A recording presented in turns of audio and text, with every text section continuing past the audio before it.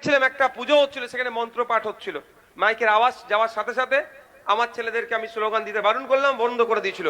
কিন্তু তারপরে আমি আসার পথে দেখলাম এই কাছাকাছি আর একটা, সেখানে অবশ্য মাইক ছিল না, ওখানে ওখানে পুজো চলছিল, কিছু ছেলে স্লোগান দিয়েছে। এটা কিন্তু আমি বরদাস্ত করবো না, দ্বিতীয়বার বলে দিচ্ছি, দ্বিতীয়বার কিন্তু আমি বরদাস্ত করবো না।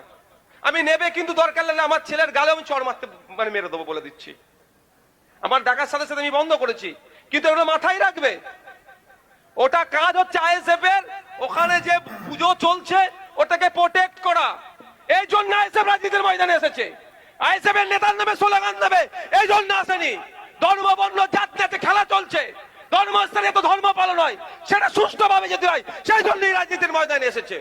এটা মাথায় থাকে যেন আমার ছেলেদেরকে আমি বলে যাচ্ছি। আমরা সমাজ ব্যবস্থা পরিবর্তনের জন্য রাজনীতির ময়দানে এসেছি। আমি বিগত দিনে বলেছি আপনাদেরকে, আজকেও বলতে আমি বাধ্য হলাম যে হয়তো আমাকে আনতে যান আপনারা অনেকে বাইক নিয়ে, আমি এটা পছন্দ করি না, প্রথম কথা।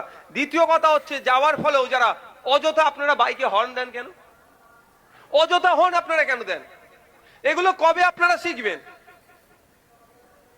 এই কালচার তো তৃণমূলী কালচার, এই কালচার আমাদের মধ্যে না আসে ভাই।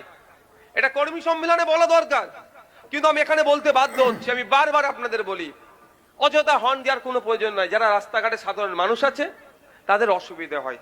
আর একটা কথা মাথায় রাখবেন, মসজিদ মন্দির শ্মশান কবরস্থান স্কুল যেগুলো আছে, অনেক সময় আমাদেরকে আনতে গেলে আপনারা স্লোগান দেন, ওই সমস্ত জায়গাগুলো থেকে স্লোগান দেওয়া থেকে বিরত থাকবেন।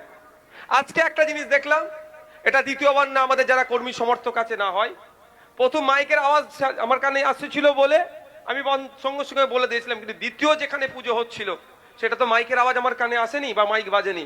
এগুলো আপনাদের লক্ষ্য করতে হবে। একটা মসজিদের আজান হচ্ছে, সেই সময় আপনি স্লোগান দিয়ে দিয়ে নিয়ে আসবেন আমাদের নেতাদেরকে, না, এটা হতে পারে না। ওখানে ধর্মচরণ হচ্ছে, বরঞ্চ আজানটা যাতে সুষ্ঠুভাবে হয় সেটা দেখার দায়িত্ব আইএসএফ কাঁধে তুলে নিচ্ছে। আজান একজন হিন্দু ভাই দিলে সম্প্রীতি আমি মনে করি না। আমি মনে করি এক জায়গায় আজান হচ্ছে, যাতে সুষ্ঠুভাবে আজান নাই, তাকে আজানে না ডিস্টার্ব দেয়, তার নাম সম্প্রীতি আমি মনে করি। সব মুসলিম খারাপ হয় না, এটা আমি অনেকদিন শুনতাম, আজকে তার প্রমাণ পাচ্ছি। সব মুসলিম খারাপ হয় না।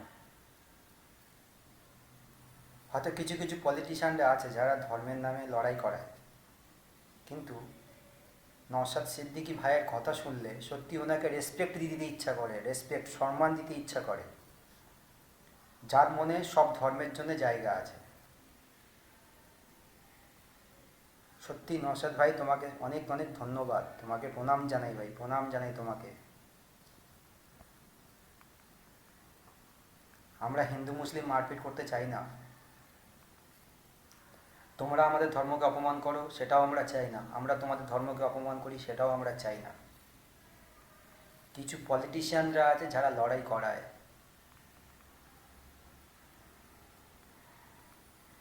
তোমাকে অনেক ধন্যবাদ নওশাদ ভাই, তোমাকে অনেক ধন্যবাদ।